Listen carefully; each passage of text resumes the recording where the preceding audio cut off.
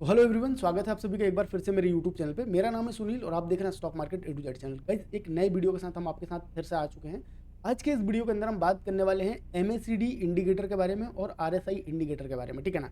इन दोनों की सीक्रेट जो सेटिंग्स हैं वो मैं बताऊंगा, जो मैं यूज करता हूँ, खुद यूज करता हूँ, ठीक है ना। तो वो वाली सेटिंग्स मैं आपको बताने वाला हूँ और इनको यूज करके आप किस तरीके से ट्रेडिंग में प्रॉफिट बना सकते हो, वो सारी चीज़ों के बारे में मैं बात करने वाला हूँ। मतलब यूजुअली अगर मैं बात करूँ तो ट्रेडिंग स्ट्रेटजी के बारे में भी हम बात करेंगे, किस तरीके से इन दोनों इंडिकेटर आपके लिए हेल्पफुल होंगे ट्रेडिंग में, जिनको यूज़ करके आप अच्छा खासा प्रॉफिट बना सकते हो। अगर इंडिकेटर की मैं बात करूं तो इतने ज़्यादा पॉपुलर इंडिकेटर हैं कि आप हर ट्रेडर से, स्टॉक मार्केट के अंदर आप किसी भी ट्रेडर से पूछोगे कि आप कौन सा इंडिकेटर यूज़ करते हो, तो ऐसा कोई भी मार्केट के अंदर आपको ट्रेडर नहीं मिलेगा जो एमएससीडी और आरएसआई को यूज़ ना, ठीक है ना। तो बहुत ही ज़्यादा इंपॉर्टेंट इंडिकेटर है।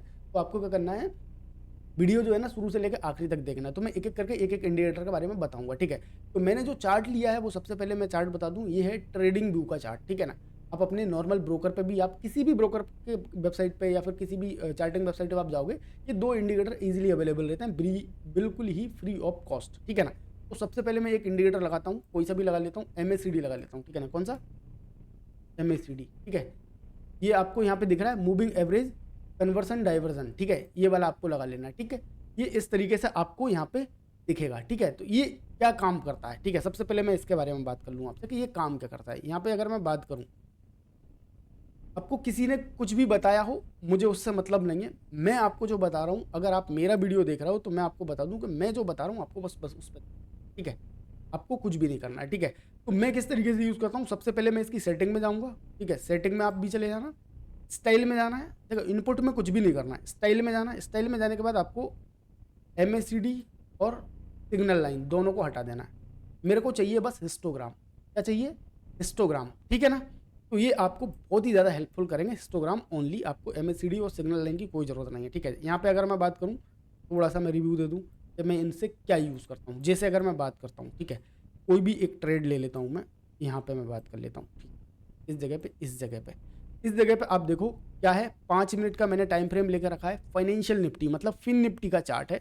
यहाँ पे मैं देखूँ कि मैं मॉर्निंग में मार्केट ओपन करता हूँ, यहाँ पे मुझे पहली 5 मिनट की कैंडल मिलती है।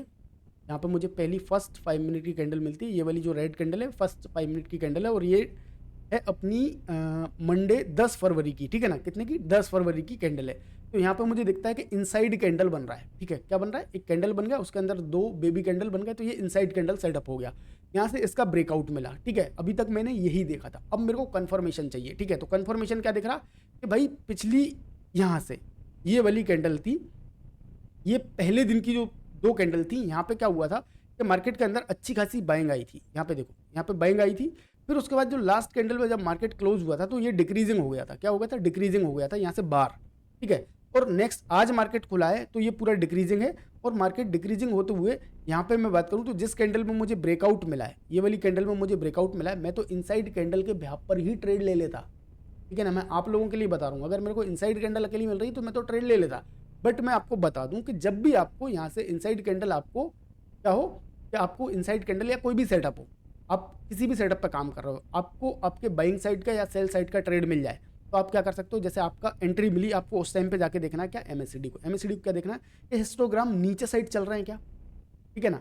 नीचे साइड चल रहे हैं या फिर ऊपर साइड चल रहे हैं। अगर आप डाउन का ट्रेड ले रहे हो और हिस्टोग्राम नीचे है तो आपके लिए एक कंफर्मेशन है कि भाई हाँ, मार्केट अब यहाँ से क्या कर सकता है, नीचे जा सकता है। तो आप यहाँ से कंफर्म होकर ट्रेड ले सकते हो, कोई दिक्कत नहीं है। जैसे मैंने यहाँ से ट्रेड लिया, मुझे उसी टाइम पे दिखा कि यहाँ पे डिक्रीजिंग हो गए और अभी रेड जोन में आ चुके हैं हिस्टोग्राम, तो मैं यहाँ से क्या करूँगा, शॉर्ट सेल कर दूंगा, ठीक है।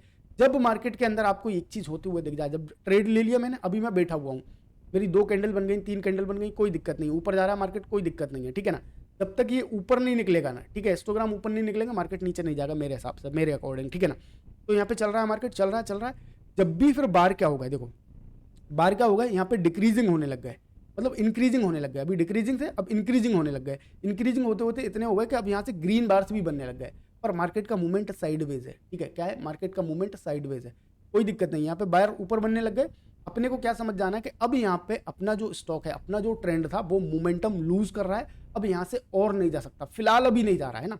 अभी अगर ये ऊपर बनने लग गए या छोटे छोटे बनने लग गए इस टाइम से, तो आप समझ जाओ कि अभी और नहीं जा सकता, ठीक है ना। जब जाएगा कब, ये देखो इसी जगह पे क्या हुआ, सपोर्ट लिया और यहाँ से जब ये जो बार्स हैं, जितने ज़्यादा बड़े बनेंगे, जितने ज़्यादा डार्क बनेंगे, मोमेंटम उतने तेज आएगा। तो मैं इसको इस तरीके से यूज़ करता हूँ, आप हमेशा ये मेरा देख लेना, ठीक है। मेरे को कभी भी बाइंग करनी होती है, जैसे मैं इस जगह पे बाइंग करूँगा तो मैं देख लूँगा हिस्टोग्राम ऊपर बन रहा है, ये वाला जोन है, मार्केट यहाँ से गिर के आया। अगर मेरे को यहाँ से इस वाली कैंडल से बाइंग करनी है तो मैं हिस्टोग्राम भी देख लूँगा कि भाई हाँ बाइंग में है, ठीक है। ये चीज़ आ गई, हिस्टोग्राम का पता चल गया मैं किस तरीके से यूज़ करता हूँ। अब दूसरा इंडिकेटर लगा लेता हूँ मैं RSI, ठीक है। कौन सा? RSI। क्या है? रिलेटिव स्ट्रेंथ इंडेक्स, ये वाला आपको लगा लेना है, ठीक है। ये वाला इंडिकेटर क्या काम में आता है मैं आपको बता दूं। इसमें एक RSI लाइन होती है, ठीक है। ये आपको हमेशा स्टॉक ओवरबॉट है या ओवरसोल्ड है, मतलब जैसे आपने कभी भी ऑप्शन चेन वगैरह एनालिसिस करा होगा तो वहाँ पे एक PCR का एक कॉन्सेप्ट रहता है, ठीक है ना। क्या PCR का कॉन्सेप्ट रहता है कि भाई हाई PCR है, मतलब 1.7 से ऊपर का अगर PCR आ रहा है तो उसका मतलब है कि मार्केट जो है ना ओवरसोल्ड हो गया है, मतलब ओवरबॉट हो गया, अब यहाँ से मार्केट गिर सकता है। और उसी तरीके से अगर 50 से नीचे आ गया 0.50 मतलब 50 पैसे से नीचे आ गया तो मार्केट का बोलने को होता है कि मार्केट क्या है ना कि ओवरसोल्ड हो गया, अब यहाँ से कभी भी बाइंग आ सकती है। तो इसी तरीके से अगर मैं सेटिंग की बात करूँ तो इसकी सेटिंग जो जनरली रहती है इतनी 70 और 30 रहती है, मतलब ओवरबॉट जोन 70, ओवरसोल्ड जोन अपना 30, ठीक है। ये रहती है इसकी सेटिंग जनरली। तो आपको यहाँ पे क्या देखना होता है, अगर 70 के ऊपर चल रहा है तो मार्केट ओवरसोल्ड है, 30 के नीचे चल रहा है तो ओवरबॉट है, ठीक है। ये चीज़ है। यहाँ पे आपको इस तरीके से क्या करना होता है, मिनट, इससे क्या करना होता है, आपको मार्केट का पता लगाना होता है। ये बिल्कुल बेसिक सेटिंग है। अब मैं किस तरीके से यूज़ करता हूँ मैं उसकी बात करूँगा। तो यहाँ पर मैं क्या करूँगा, सेटिंग में जाऊँगा, ठीक है। कहाँ पे जाऊँगा? सेटिंग में। सेटिंग में जाने के बाद इनपुट है, इनपुट के साथ अपने को कोई छेड़छाड़ नहीं करनी है भाई। जो ऑथर हैं, जिन लोगों ने बनाया है उन लोगों ने बहुत बढ़िया तरीके से बनाया, अपन उसमें कुछ भी चेंज चार्ज मत करो। अपने को यहाँ पे चले जाना है, अपने को यहाँ पे क्या करना है, RSI अपर बैंड जो है ना इसको अपने को कर देना है कितना, 60, ठीक है। और इसका कलर वगैरह जो है चेंज कर दो आप, ऊपर वाला जो है ना ग्रीन कर दो, ठीक है। क्या कर दो? ग्रीन कर दो और थोड़ी मोटी लाइन कर दो, ठीक है। और इसको लाइन में पूरा कन्वर्ट कर दो, ठीक। अपन जो भी सेटिंग करना चाहें वो कोई दिक्कत नहीं, करना है करो, नहीं करना मत करो। यहाँ पे क्या कर दो, 40 कर दो, ठीक है ना। लोअर RSI लोअर बैंड, ठीक है ना। इसको क्या करो, तो आपको क्या करना है, 40 कर देना है। इसको अगर चेंज करना है तो कर लो, कोई दिक्कत नहीं है, ठीक है ना। इस तरीके से मेरे को बना देना है, ठीक है। यहाँ पे जो बैकग्राउंड है इसको हटा दो, कोई मतलब नहीं है, ठीक है। इसमें RSI बैंड जो है ये वाला, ये हटा दो। अपने को बस RSI चाहिए, ये वाला देखो RSI वाला है, ये वाला, ये जो है बस वही चाहिए। ये बैंड येलो वाला आ रहा है, इसको हटा दो, इसका ये कोई मतलब नहीं है। नॉर्मल ब्रोकर में आपको ये मिलेगा भी नहीं। तो यहाँ पे अपने को बस RSI वाली लाइन चाहिए है ना। इसका अगर आप चाहो तो कलर वगैरह चेंज कर सकते हो, ब्लैक कर लो, कुछ भी कर सकते हो, आपको जैसा भी अच्छा लगता हो। इस तरीके से आपको करके इसको प्लॉट कर देना, ठीक है। अभी बढ़िया साफ सुथरा अपने को दिखने लग गया है। इस तरीके से अपने को ये दोनों चीज़ों को रखना है कंबाइंड करके, ठीक है। अब इसमें अपने को ट्रेड कैसे करनी है, आप किसी भी स्टॉक के अंदर चले जाओ, इंडेक्स के अंदर चले जाओ, जहाँ भी करना है। जैसे मैं यहाँ पे अगर मैं बात करूँ तो मैंने फिर निफ्टी लेकर रखा हुआ है, तो मैं चाहूँगा निफ्टी के अंदर भी जा सकता हूँ, ठीक है। कहाँ जा सकता हूँ?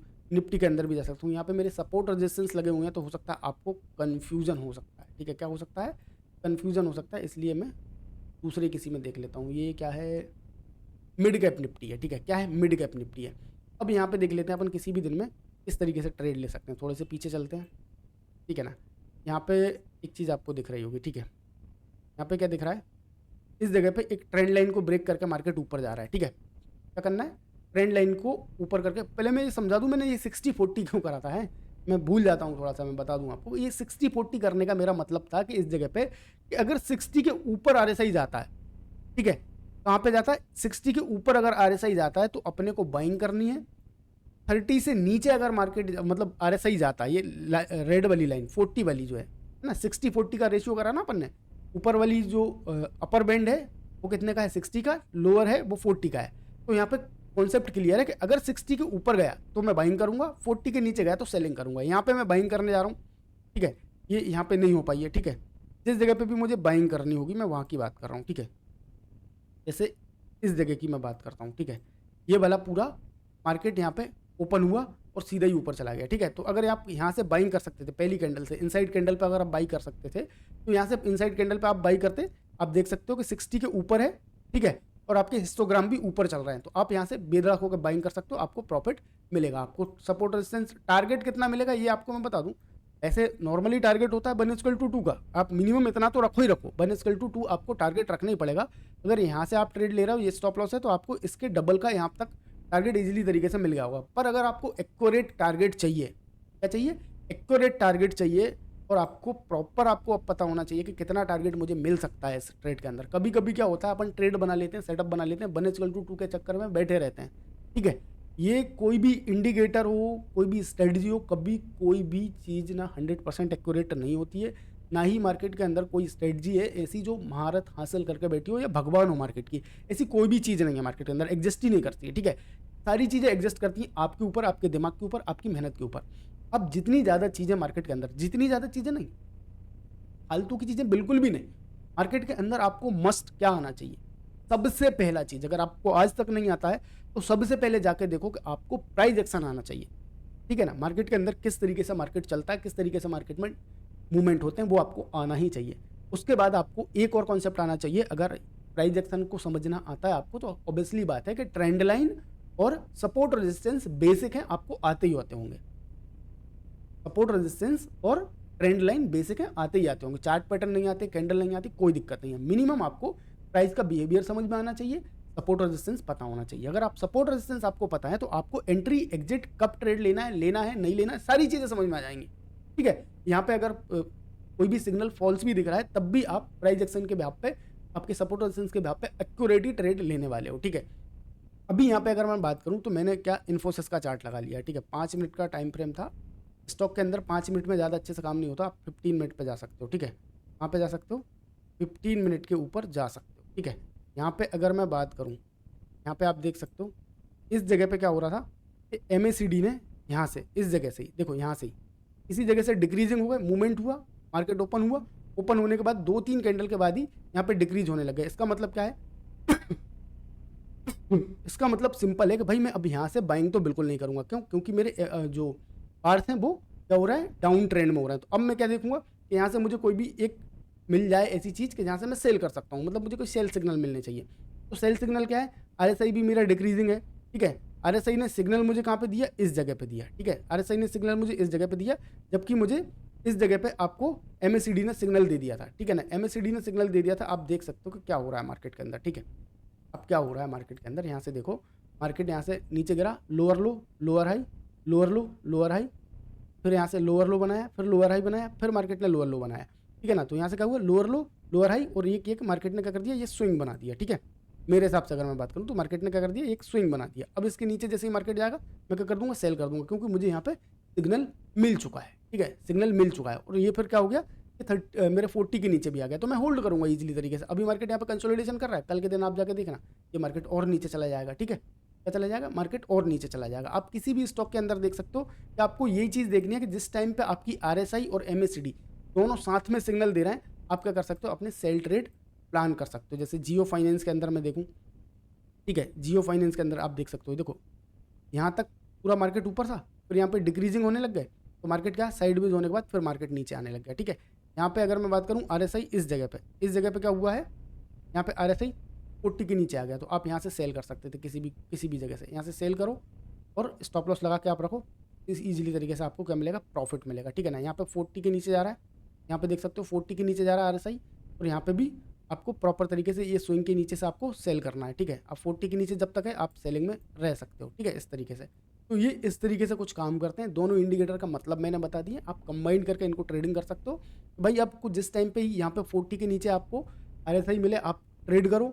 आपको बार्स जो है ना नीचे साइड में मिलने चाहिए, और यहाँ पे आपको ये मिलना चाहिए, ठीक है ना। तो ये अगर यहाँ पे आपको प्रॉपर दोनों एक जैसे मिल रहे हैं, तो इस तरीके से आप दोनों का कॉम्बिनेशन मिला के सेल कर सकते हो, ठीक है। आपको बराबर प्रॉफिट होगा। तो दोनों इंडिकेटर का मैंने बता दिया किस तरीके से इंडिकेटर काम करते हैं। बट अगर आपको नहीं आता तो प्राइस एक्शन जरूर सीख लेना, ठीक है। इंडिकेटर के भरोसे कभी भी मत रहना, और किसी के बोलने पे कि भाई ये स्ट्रेटजी काम करती है, वो स्ट्रेटजी काम करती है, और जब तक आपको दुनिया में सब काम करते हैं, सारी चीज़ें काम करती है। मार्केट के अंदर ऐसी कोई चीज़ पैदा नहीं हुई है कि जो काम ना करती हो। मार्केट के अंदर एक कैंडल बन रही है, वो भी काम करती है। अगर कोई कैंडल का बार है, वो भी काम करता है। हर एक चीज़ काम करती है मार्केट के अंदर, बस आपको आना चाहिए काम करना, ठीक है ना। और आपको काम करना कब आएगा, जब आप प्राइस एक्शन सीख जाओगे, सपोर्ट एक्शन सीख जाओगे, और अगर थोड़े बहुत चार्ट पैटर्न वगैरह आते हैं तो बेटर है, अदरवाइज कोई ज़रूरत नहीं। आपको चार्ट रीडिंग आनी चाहिए, मतलब प्राइस एक्शन आनी चाहिए कि मार्केट में किस तरीके से अपसाइड जाता है मार्केट, किस तरीके से डाउन साइड जाता है मार्केट, ये पता होना चाहिए आपको। मार्केट में क्या सपोर्ट है, कहाँ रेजिस्टेंस है, ये पता होना चाहिए आपको। आप किसी भी स्ट्रेटजी पे काम करो, आपको प्रॉफिट होगा, ठीक है। तो आप सबसे पहले अगर नहीं आता तो पहले वो सीखो स्ट्रेटजी वगैरह बाद में ढूंढते रहना। ठीक है, आई होप कि ये सारी चीज़ें समझ में आ गई होंगी। अगर समझ में आई है और वीडियो अच्छा लगा है तो लाइक शेयर सब्सक्राइब करना बिल्कुल मत भूलना। मैं मिलता हूँ ऐसे किसी वीडियो में, तब तक के लिए थैंक्स फॉर वॉचिंग।